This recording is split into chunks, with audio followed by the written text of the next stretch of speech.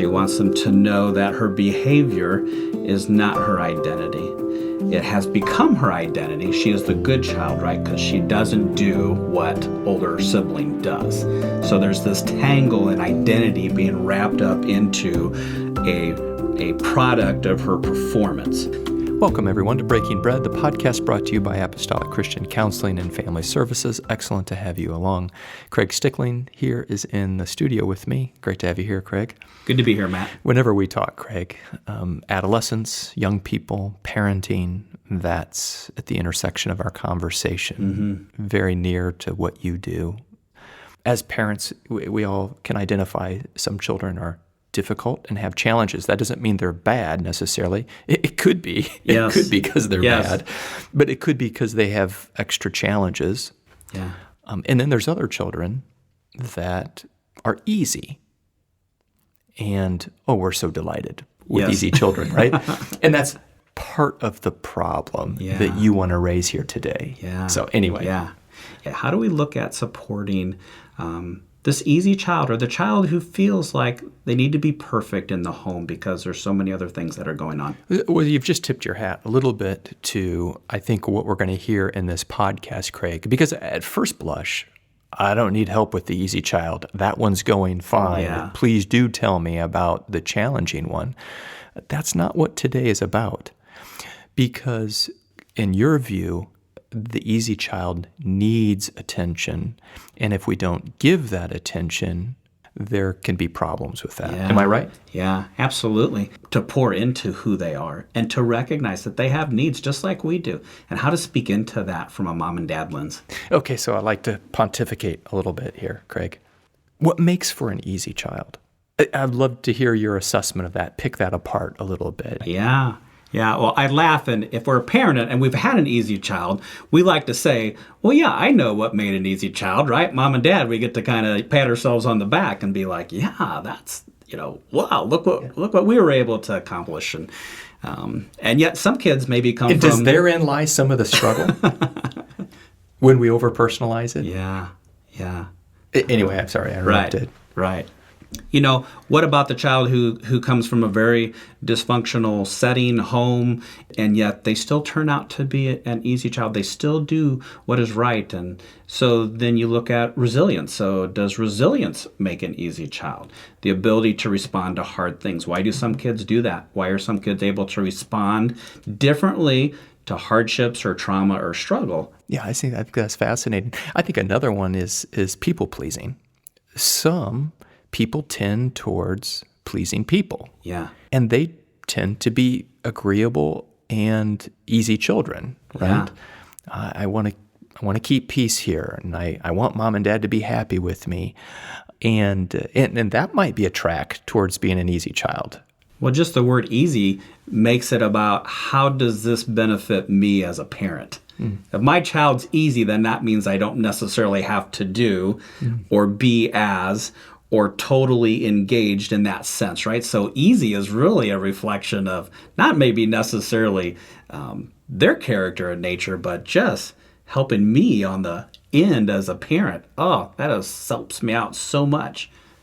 We really want to, to not just see an easy child as, okay, there we are. We're doing well, right? And so we're done. The facade is good, and they're easy, and so that's the outside automatically assumes that the inside is also as easy and doing well, and we can't assume that. We cannot assume that with these kids. And so this all kind of came to a head, or this came to your awareness through an interaction you had with a young lady at school. Yeah.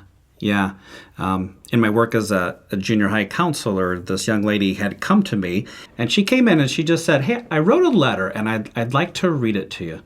And I said, yeah, absolutely. And she came in, and nice girl, mom and dad, part of a church, and very active in some of the ministry outreaches. And she has an older sibling, and she said, this paper, she says, is written on how to be the perfect daughter.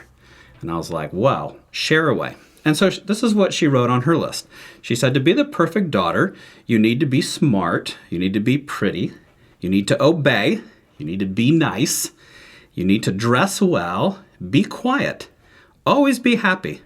If you are depressed, hide it. Cry in private. Never tell anyone about your feelings. Be perfect. Never cause problems. Be organized. And if you have problems, deal with them yourself. Wow. And that was quite a list to start off my day from this young student. That's a powerful list, and you can almost sense. I guess I'm guessing. The sense of which she wrote it is those were very, very oppressive, very burdensome, requiring a lot of responsibility. Perhaps she felt like she was under the weight of those things. Is that a fair assessment? Yeah. And as she shared more, she has an older sister. An older sister, a lot of difficulties with making good choices and decisions, challenged mom and dad on every angle, every lens. And so you have this kind of the lightning rod of the older child right now. And then we have this student. And it was interesting. She goes, she had great insight. And she goes, I see how much mom and dad spend with the older sister. And she goes, and I see how much it wears them out, how much they're hurting, and how much they're just tired. And she goes, I don't want to add to their stress. And then she goes on and says, they're so worn out. And then they're always saying, well, we're so glad we have at least one of our kids who does good. She's our good kid, and we're so glad we have at least one of our daughters who is good. And they would share that with her. But then this girl says, now I have pressure on me. I feel the pressure that I can never have an issue. What do we as listeners of this need to be hearing? Yeah. And what should we be thinking about? Right. I think it's a great reminder to the reality, right? The dynamics of families, the dynamics of family systems, how sometimes in the roles and even birth order and who's when and where and the different type of strengths and personalities that our kids have, they all bring that into the mix into our home, right? Mm-hmm. Mm. And what do you hear this student, what do you hear is the burden of her heart that she would probably want her parents to know? She wants them to know that she is also real. She wants them to know that her behavior is not her identity. It has become her identity. She is the good child, right? Because she doesn't do what older sibling does. So there's this tangle in identity being wrapped up into a product of her performance. And that's kind of pushed her into this perfection mindset. I can never have a bad day. I can never be off. That was some of the things that she listed in her Be Perfect list. Has to keep things to herself. Yeah. Because I don't want mom and dad to have to deal with extra things. So she's aware of that. She's aware of that piece. Craig, why do we as parents do this? And what do we need to be listening in this letter? Yeah. I think it really kind of taps to our heart of, am I a good parent? My kids have turned out good, so therefore, I'm a good parent. So it's a self-evaluation. Yeah. And so then what's the opposite of that? If we don't have a balanced perspective, then if I have a kid who struggles, then it's sometimes easy to say, well, I wonder if people think I'm a bad parent now because my kid has these issues or struggles or challenges. So this young lady really understands that her parents self-reflect and evaluate themselves based on her. Yeah. She's their high mark. Yeah. And if she were to fail in any way that would be made known, then that would hurt them in the process. Yeah. And so she's resistant of that. Yeah. And what's interesting, Matt, is that they shared that often with her. We're so thankful for you that you are the good child, that you do not act like your sister. And it was just interesting how she was interpreting that, how she was internalizing that. Yeah. From your professional perspective, Craig, I would love to know what's most concerning about the situation that this young adolescent is in. Well, my heart goes out to mom and dads who are hurting in that, who are struggling with one of those children. And sometimes we think bad in the sense of, oh, they're just stealing and breaking and ruining things. And sometimes that is a piece, but there's more to it than that, isn't there? There can be health issues or mental health issues or just even sometimes struggles at homes and environments that impact all of this. And so the concerning piece that really spoke to me in this one here is what this young lady shared with me when I asked about, well, talk to your mom and dad about that. And she was like, well, we go to church. And so she says, they know what to say to me because they say, honey, I'm sorry that you're struggling. I know you're hurting. You just need to go to God. Just go and pray and pour out to God, and God will help you in this struggle that you have and this challenge that you have. And what was so interesting is that she goes, I know that God can help me. She goes, I know that. But she goes, I want my mom and dad. I want my mom and dad to help me. I want your presence. I want your closeness to me.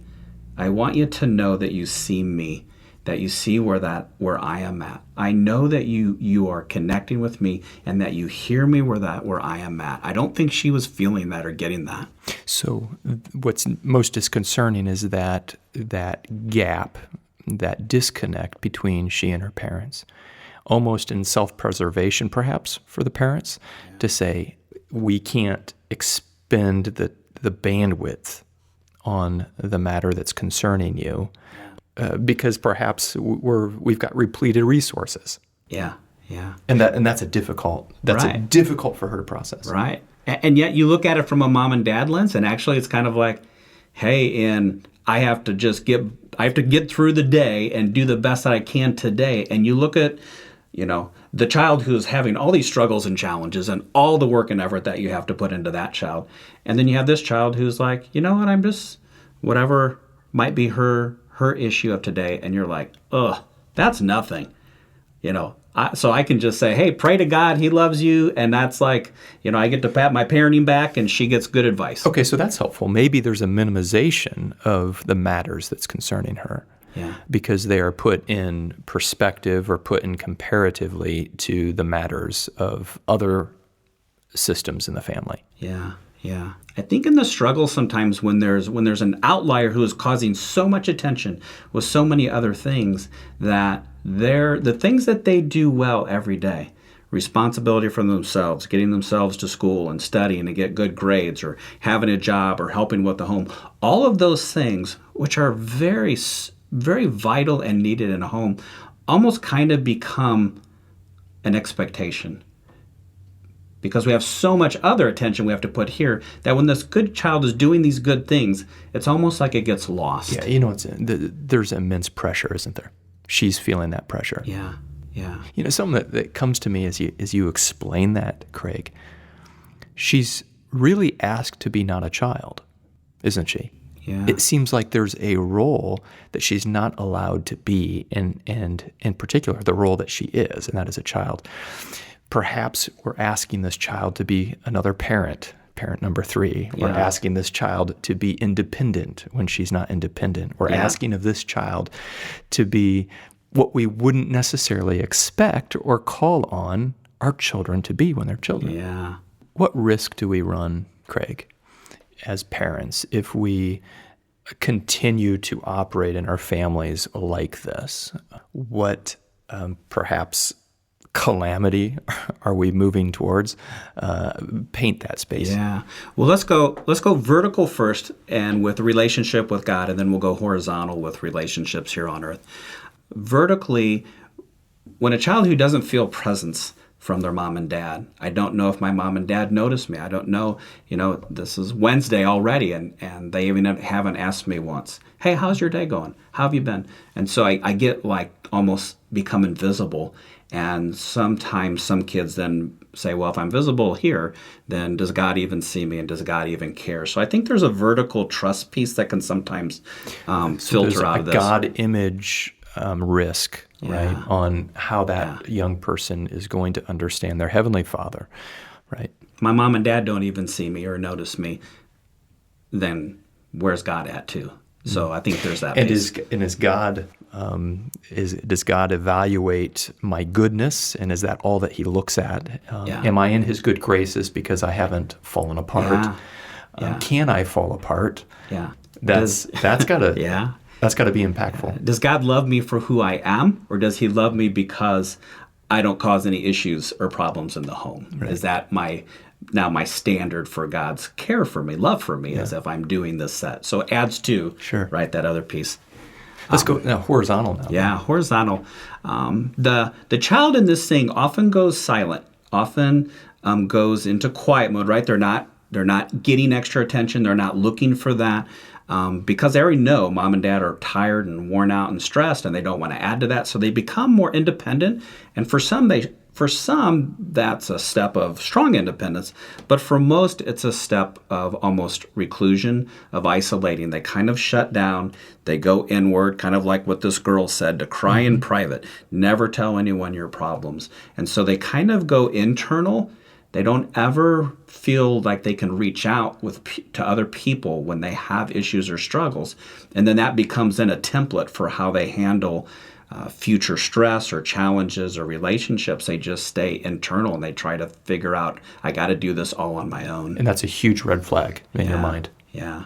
It's huge in that sense. We're made for community. We're made to be able to share our burdens and to bear one another's burdens. If we don't ever bear a burden, then how can we share our burden?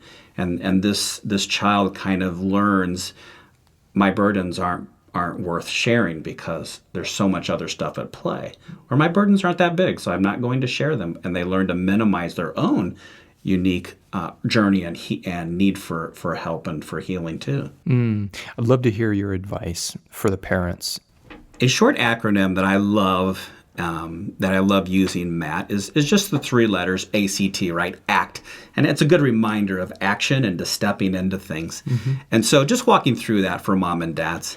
The first one of the A is just to acknowledge, to be able to have an open conversation with our child and to acknowledge to them that mom and dad see the struggles, the challenges, what's going on in the home with the other sibling or whatever else is in play, the situations, the scenarios, that they acknowledge the reality of that with their child, to acknowledge the sacrifices. I know that you have had to sacrifice things in our home and situation, and to acknowledge that with our child. That's the first one. I hear intentionality with that. Yeah. And expressing this to our children, giving them permission, perhaps, to be imperfect. Would that be? Is that a part of it? Yeah. To say, we do not expect perfection. Yeah. Yeah. And I love how that builds a bond of trust, right? This isn't a blame session. This isn't a make excuses. This isn't, oh, I'm such a terrible parent, please forgive me session. It's acknowledging that in reality, things are going to be hard. But I want you to know, my dear son, my dear daughter, I want you to know that I see you and I see what you do. So that's A. Yeah. C. The next one is care. Is then move into what's the day-to-day look like?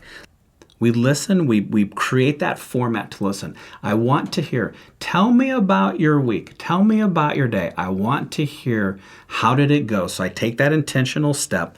I don't get into minimizing or trying to fix and not, I just want to say, I am here to listen to you. To care enough to say, how has this situation impacted you? How has it made it hard to maybe love or your brother or sister, right? So to care about where they're feeling, how they're processing, how they're handling that. To care enough to say, we want to stay connected.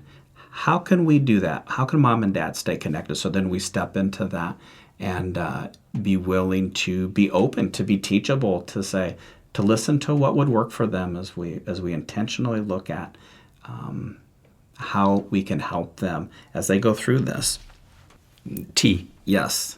So looking at the last one, to tell. So we have acknowledge and we have care, and then to tell. And this is beautiful because it's so simple. We just get to tell them how much we love them. Getting back to that intentionalness, to tell them how much we love them. It's interesting how even in Satan's desire to accuse and lie.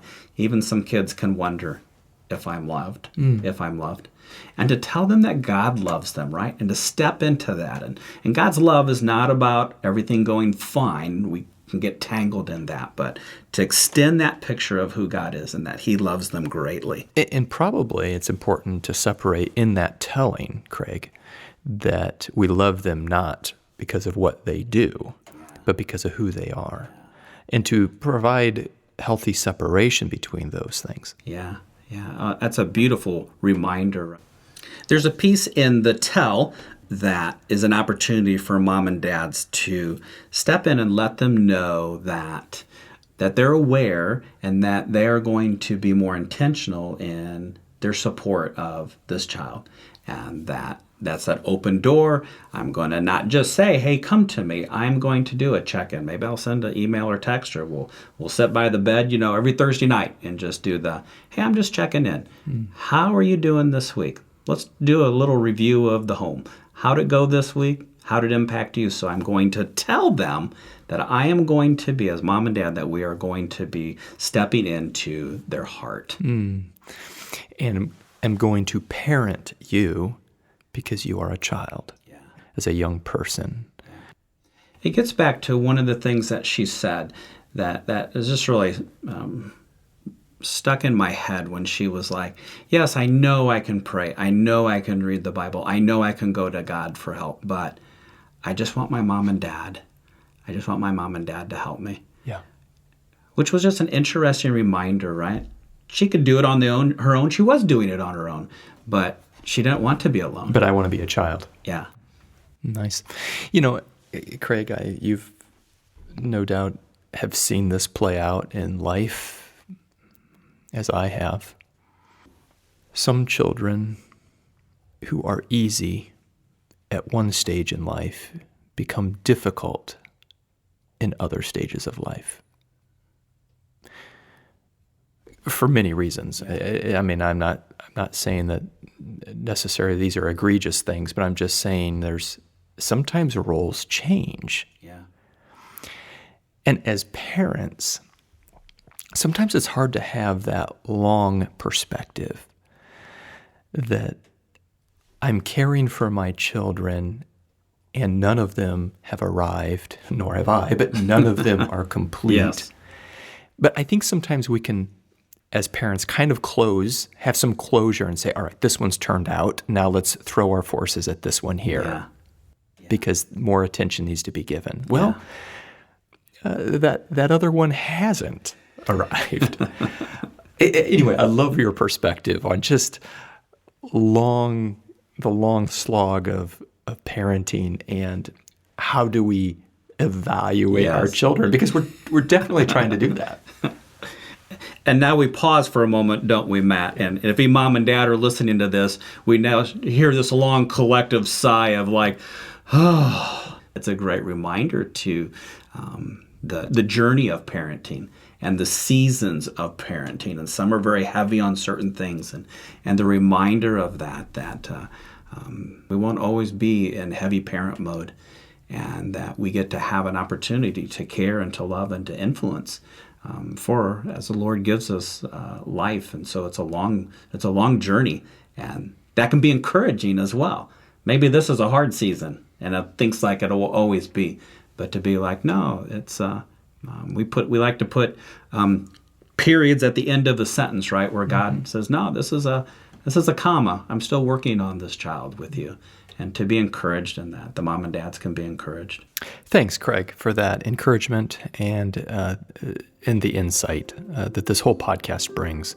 I think that it does provide help and hope and good instruction for all of us parents. Thanks for being on. Thanks each one for listening in today. Have a good day.